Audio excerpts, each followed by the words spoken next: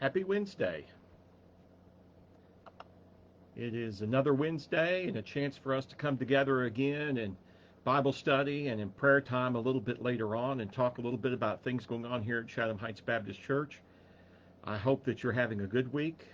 I know that we have a lot of things going on, not just within our church, but within our community.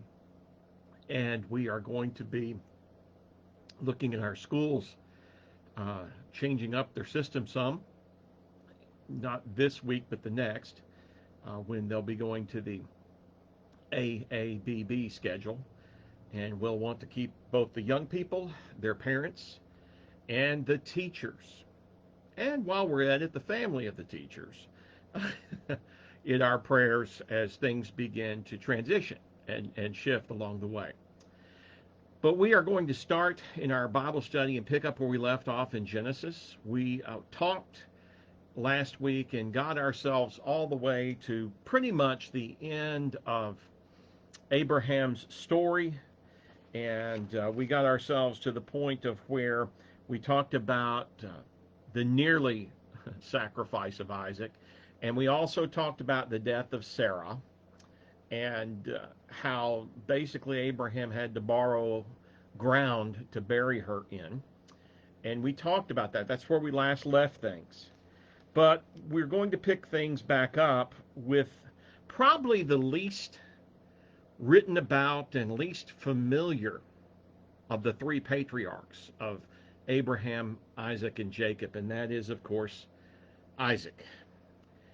Isaac is an interesting fellow because we don't know as much about him. There are not as many stories in Genesis about Isaac as there are for the long details of Abraham's life and the longer and just as long details of Jacob. And then later on, though he's not the inheritor of the promise, but Joseph's story with Jacob's family. But before we begin, I thought I would do what I love to do, my favorite thing, and that is to get a little bit of Frederick Buechner in when I get the chance.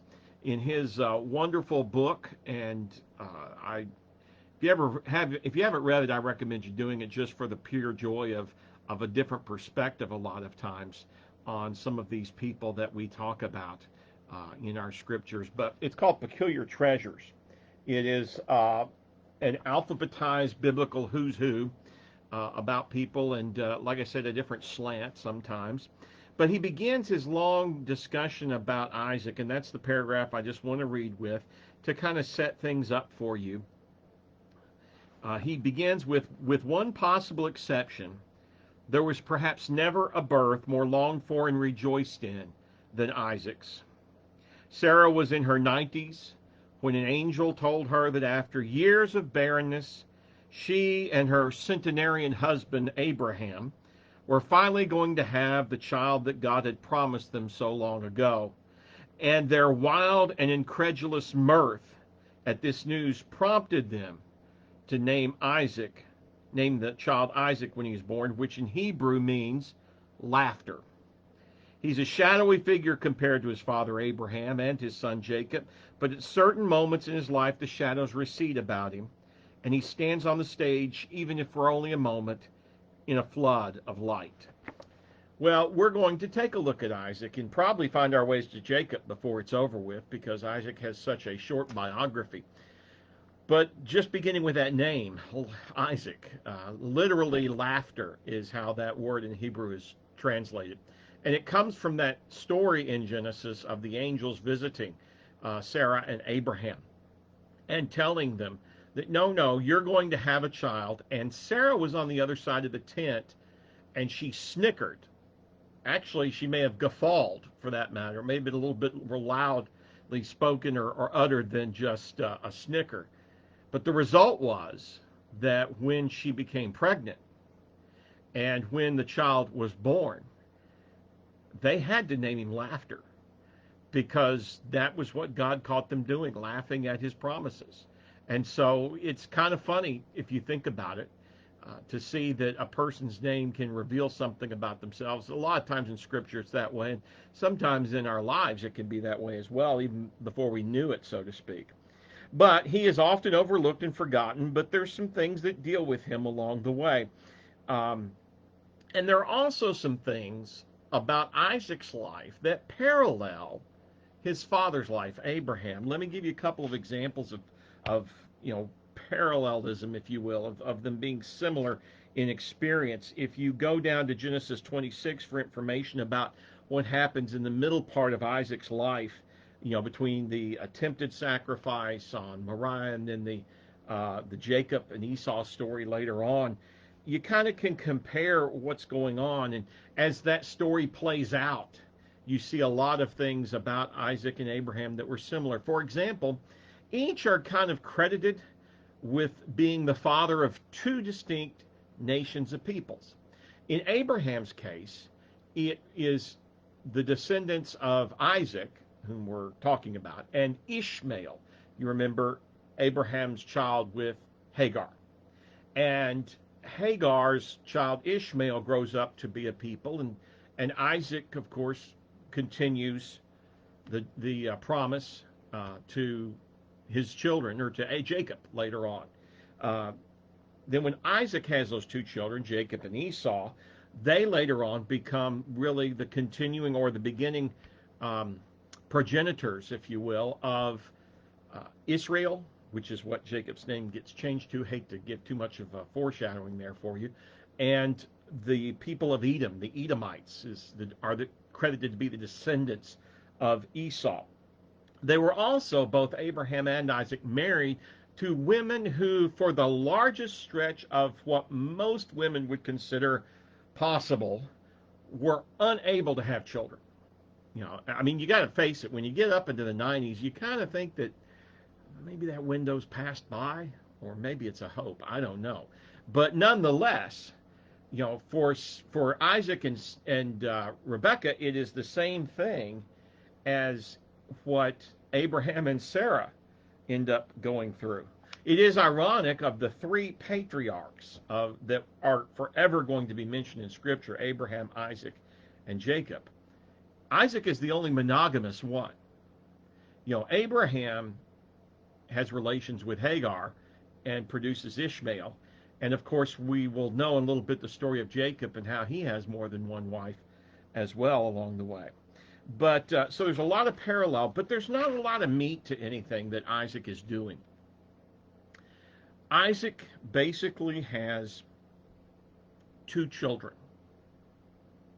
They're twins. We're told in Genesis that when they are born, there's almost a struggle within the womb. In the 25th chapter, Rebecca is giving birth, and we're told that when her days to be delivered were fulfilled, behold, there were twins in her womb, and the first came forth red, all of his body like a hairy mantle. And so when that child came out, they called him Esau. And afterward his brother came forth, and his brother his hand had taken hold of Esau's heel. So his name was called Jacob. And Jacob ends up with, by the way, Isaac was 60 years old when Rebekah bore these children. Isaac has these two boys, and Jacob is, that translation of heel grabber, of usurper, deceiver is another translation that comes from Jacob. And you can understand I doubt having his name called a classroom roll was a plus to Jacob along the way. But they grow up, and of course, some of the stories of what goes on. They grow up. Esau becomes the manly man's man. He is the hunter. He is the man of the field. He really is, in a sense, if there's favoritism, he is Isaac's favorite. Isaac is so pleased with him. He's kind of quiet. Now, Jacob, he was braggadocious. But Jacob was a quiet one, and he often stayed at home. And you kind of look between the lines and see that Jacob is a mama's boy. And now I don't mean that in a derision, but I mean that in the sense that his mother favored him. Rebecca favored Jacob. And so she is constantly trying to push Jacob to see if she can get Jacob ahead of Esau in different things. Well, we're told in that same chapter that there was this one scene that plays out. Esau has been hunting. He comes back in, and Jacob um, is making some sort of stew, pottage is a translation of that. You hope it'd be something worthwhile, not just some. One translation looks at the Hebraic word and just calls it the red stuff. So, you hope it's a little bit worth the while. But the story goes that in Genesis that Esau is hungry. I envision Esau as a very big, large framed person who could have an appetite, not kind of unlike me. Not that I'm a large framed person. I'm maybe a wide person, but that's a different type of frame. But it is a frame nonetheless. But here is Esau, and he's hungry, and he began, oh, I'm starving. I'm going to die of starvation. And upon which Jacob seizes the moment, and he says, well, listen, I tell you what, I'll give you what I've made, and I'll make something else for me. But I'm not just going to give it away. I want something for you. I want your birthright. Well, it seems Esau isn't very full of foresight. It seems that Esau is a little slow on the uptake, and immediately he agrees to it.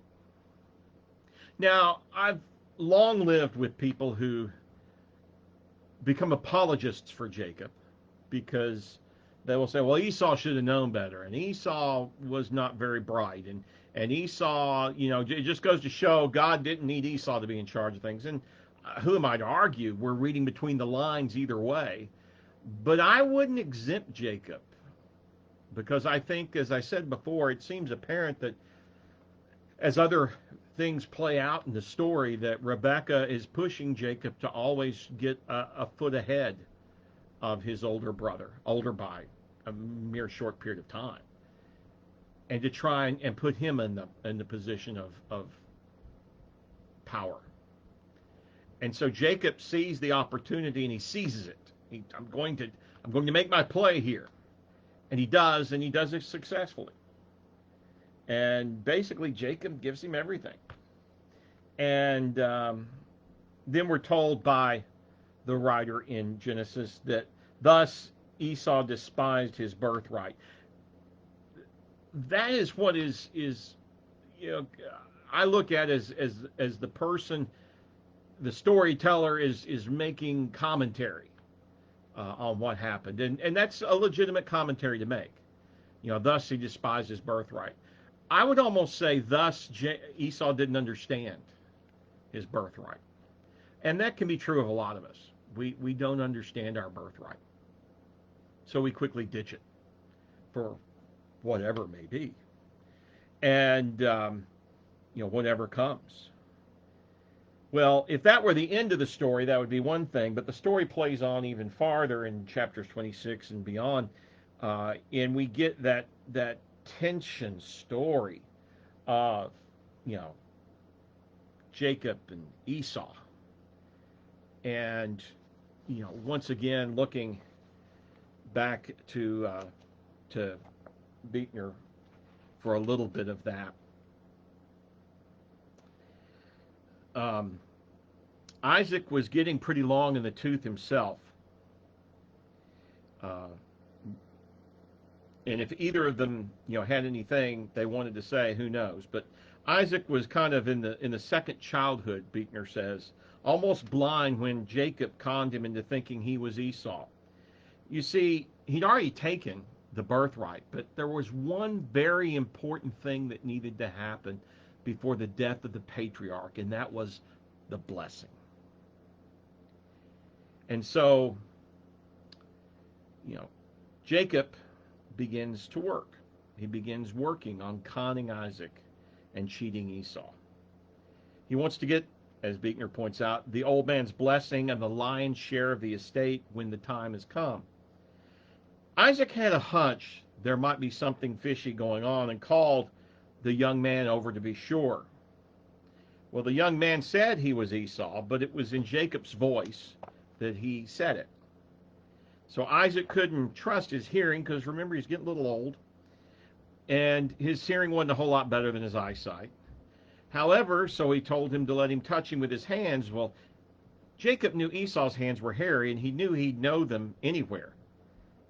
But Jacob had been thinking about that already. He'd seen that coming. So Isaac wasn't sure when he reached out whether he was feeling Esau's hairy hands or a pair of bearskin gloves. In fact, there was so little he could be sure of anymore, he thought, and he felt so old and hopeless and dumb that Isaac almost didn't care by then which son it was, as long as they both would stop badgering him. So Isaac sent out for a drink and a sandwich. It revived him a little, and then with a sudden rush of emotion, his all but useless eyes welling with tears, he reached out and pulled the young man to him and kissed him. Clover and Timothy, black earth, horse manure, rain, his ears and his eyes were all shot, he thought. And he couldn't even tell what he was touching half the time, which was because of bad circulation, but at least he still had a nose that worked. And by now the lump in his throat was so big he could hardly get the words out of his mouth. See, the smell of my son is as the smell of a field which the Lord has blessed, he said in Genesis 27. And then, not caring whether it was Esau or Jacob or Napoleon Bonaparte who was there on his knees before him, he gave out with a blessing that made all the other blessings he'd ever given sound like a tin whistle. Jacob had to get out of town, though, in a hurry when it was over with, in order to avoid the wrath of his brother Esau. The story we know is there, but it also begats the tragedy of what I think is one of the more difficult times. In the 27th chapter in this story, Isaac has finished blessing Jacob. He'd scarcely gone when Esau came in from hunting, and Esau did exactly what tradition had bound him to do, and that was to make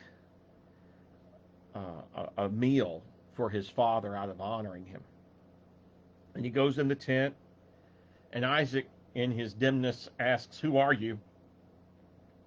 And Esau says, "Well, I'm your son. I'm your firstborn Esau." And then in verse 33, Isaac trembled violently, and he said, "Who was it then that hunted game and brought it to me, and I ate it all before you came, and I have blessed him, yes, and he shall be blessed." When Esau heard the words of his father, he cried out with an exceedingly great and bitter cry. And he said to his father Isaac, "Bless me, even me also, O my father." But Isaac said, "Your brother came. He came with guile, and he's taken away your blessing." Esau said, "Is he not rightly named Jacob then? He supplanted me these 2 times. He took away my birthright and now my blessing." And this is the part that always gets me and probably ought to get you. Then Esau said to his father, "Have you not reserved a blessing for me?" And of course he hadn't. And then after Isaac explains that he hasn't and that Jacob is now the man of the promise, Esau said, "Have you but one blessing, my father? Bless me, even me also, O my father." And Esau lifted up his voice and he wept.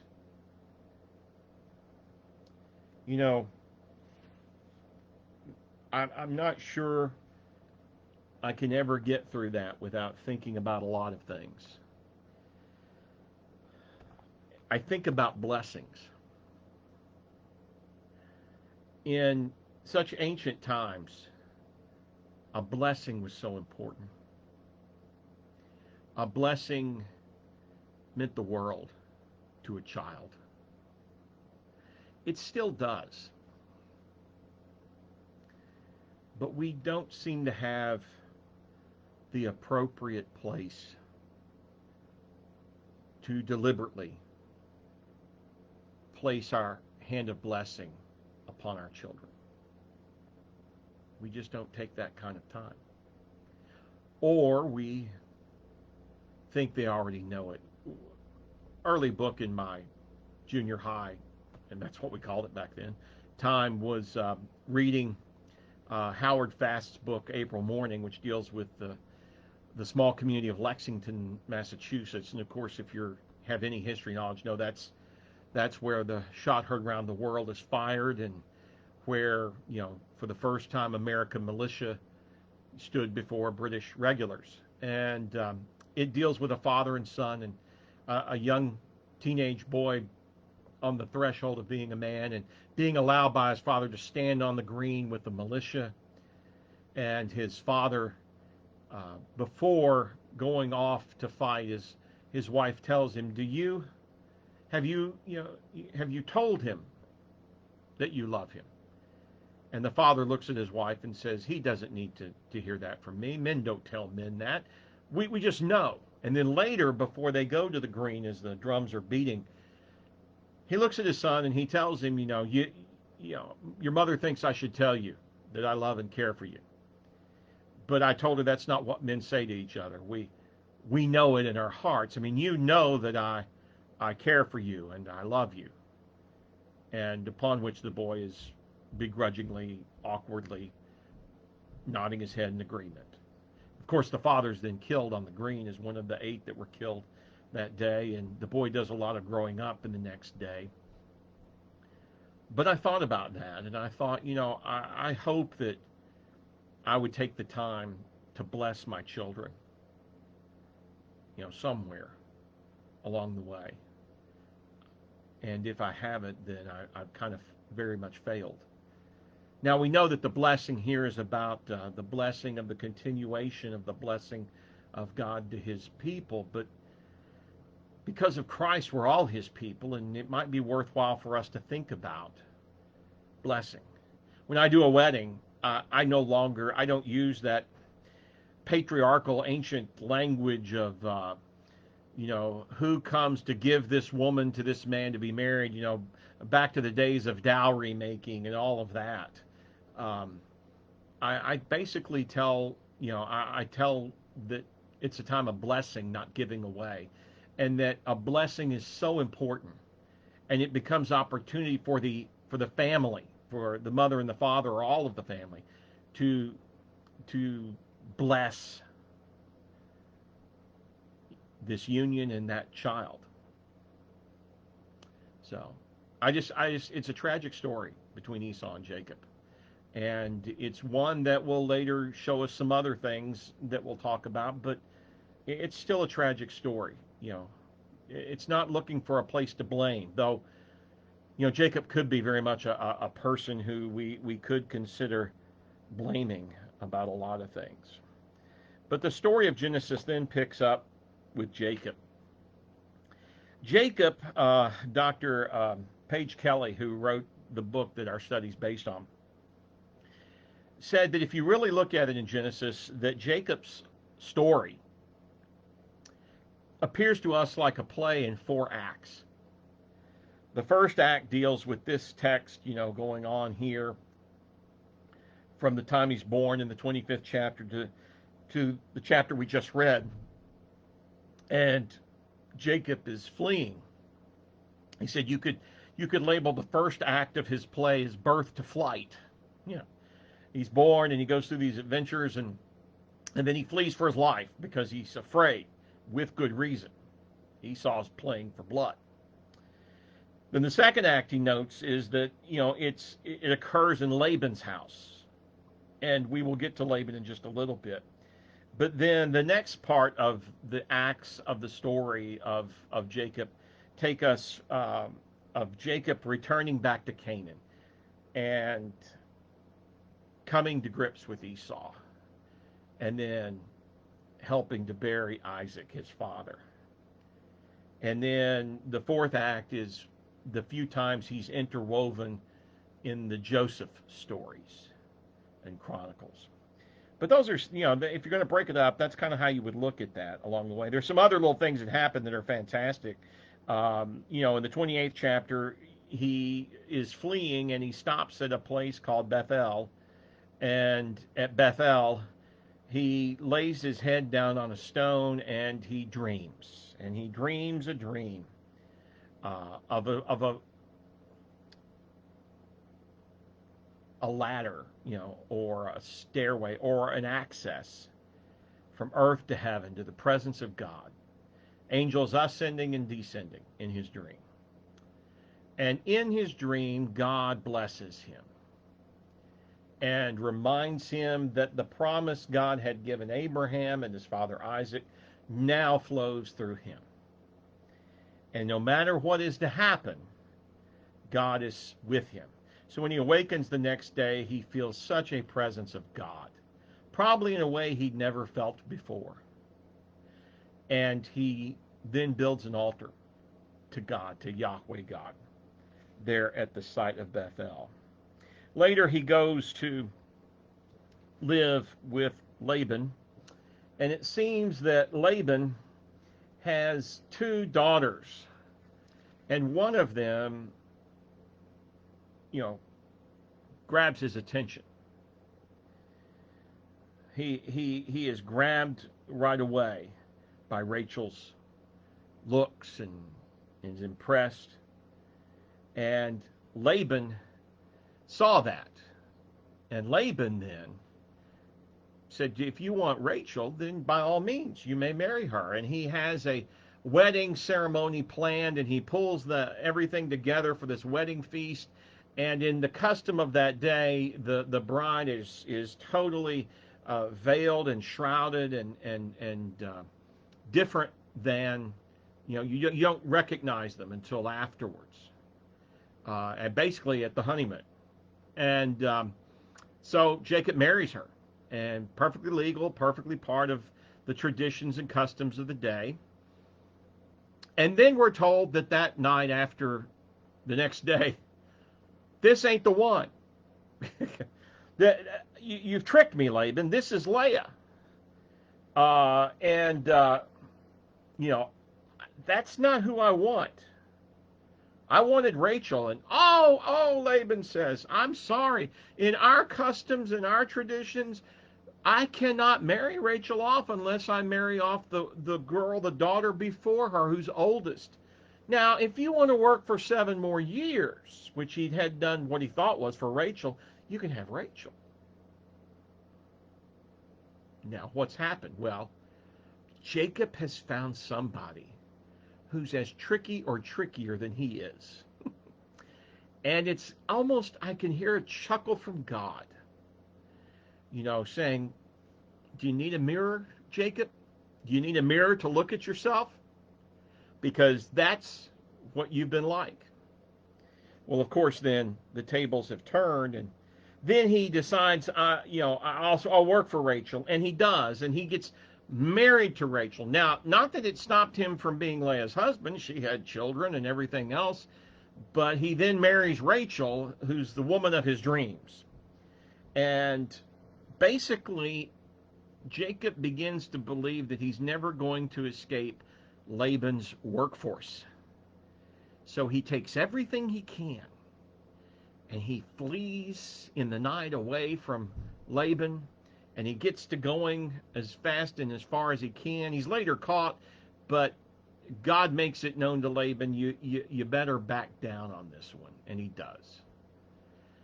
And so Jacob makes his way back towards Canaan, back to where his brother Esau is waiting for him. And I'm going to pause right here because this is a good pausing place. We have come very far, very fast in talking about Jacob, and I don't want to go overly fast. I want us to be able to really kind of grasp and understand, Jacob and how Jacob continues to be worked on by God along the way. it is nonetheless um, a very eye-opening story about ourselves. In fact, I'll go ahead and I'll share this as my final thought for today about Jacob. Um, some years ago, we I was thinking about this, and I was thinking about Jacob's story, and I decided to craft a sermon based on a pop song entitled "Lying Eyes" by the Eagles, written by Don Henley and Glenn Frey, and I think J.D. Souther. And it tells the story of a kept woman who um, basically has a husband who's well off, and yet she has an affair on the side with someone who's younger and who makes her feel young. But in truth, she's lying to him, and she's lying to the older one, and she's lying to all of them. And of course, the chorus and the refrain was, "You can't hide those lying eyes," um, and your smile is just a thin disguise. And I thought by now you'd realize that you just can't hide those lying eyes. And so I titled the sermon "Those Lying Eyes," because Jacob, it, it's hard for him to get away from his lying eyes until he kind of starts transforming when he sees somebody's eyes who lie as well or better than he in Laban. And he kind of begins to understand the pain he has brought and the way he has behaved and his part and his role in a destructive family system between himself and Esau and Isaac and Rebekah, and how that wasn't a good family system to live within. There's dysfunction and then there's that. In fact, I try to remind people, don't get hung up on being a perfect family. You can't make it there. We're all dysfunctional. It's at what level of dysfunction can you operate and in a healthy way. And so that's what I'm kind of reminded of. God uses us even in our dysfunction, but he's constantly challenging us to be a little more grace giving and a little more functional than we maybe would be without him. So I want us to think about Jacob, and we're going to get back into his story next week with another powerful piece of the story in a place called Peniel, and then we're going to look at how that story plays out in the promise of God with his children. Now, let's, for a few moments, talk about our prayer concerns and talk about a lot of things that are going on. Let's talk church for just a minute. We continue to meet in person at 10 o'clock on Sunday mornings in the sanctuary, practicing safe distancing, practicing mask wearing, taking your temperature at the door, offering you the opportunity to wash your hands with the dispensers that are there, the touchless dispensers. And so we are continuing to do the best we can to worship with you. Now, of course, you still may feel like you can't quite come, and you're still a part of us. We invite you to participate in worship this way: online here at Facebook on our page, which will be streaming online live if you want to join us at 10 o'clock. If you can't join us till later in the day or some other particular time, then it will always be on here. It'll also be on our web page, which is linked here on our Facebook page, and it's also on our YouTube channel. You go to YouTube, you put Chatham Heights Baptist Church in the search engine, and you can subscribe to our page, or just go to it and search, and you'll find it. And there, David Cameron does a great job of downloading all these to those two places, to the website and to our YouTube channel. So I hope that you can join us in those places. I want to remind you that Operation Christmas OCC, my brain is not working like it ought to. The shoe boxes are available here at the church. We already have them put together with a form inside for you to fill out, to put in the box. The boy-girl sheet is on there. The envelope to put the mailing money is on there. All the instructions to pack one is right there. You can pick up that box any Sunday you're here, or come during business time, Monday through Friday, 8 to 2, and we've got them here for you. if you do not even want, you feel not very well about going out to the stores to purchase the items, you can go online to OCC and you can go on their website and you can click. It's $25 a box, but that takes care of stocking the box and shipping the box.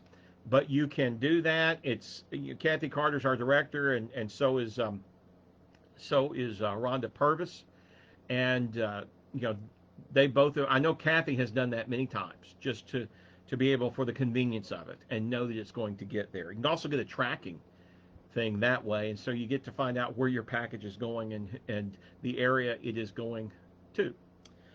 So remember, those boxes are available. Also remember, September was the month of Alma Hunt. We've done very well, but if you still would like to give, you may give to Alma Hunt this week. And starting October 11th, we will be taking up in October any monies you'd like to give to our World Hunger Giving and Fund. All those money goes straight to World Hunger through our Baptist General Association of Virginia that gets that money there into that category. And all throughout October, there should be an envelope in your package that says World Hunger for October, and you can just put it in there, bring it to church, or mail it to us, or designate it within your check to us during your regular offerings and tithes, or you can drop it by the office during business hours during the week. So once again, want to remind you of that. Please, let's look at prayers for just a moment. We have 3 people who are part of and or connected to our church under hospice care. Mary Higgins is still under hospice care at Kings Grant, but at her home. Bob McKinney, who is Gail's husband, that is at the home in Figsboro, has been for some time, but he is under hospice care right now. Charles Stultz, Ralph's brother, is at the Mulberry Creek Rehab, formerly Blue Ridge, and he is under hospice care.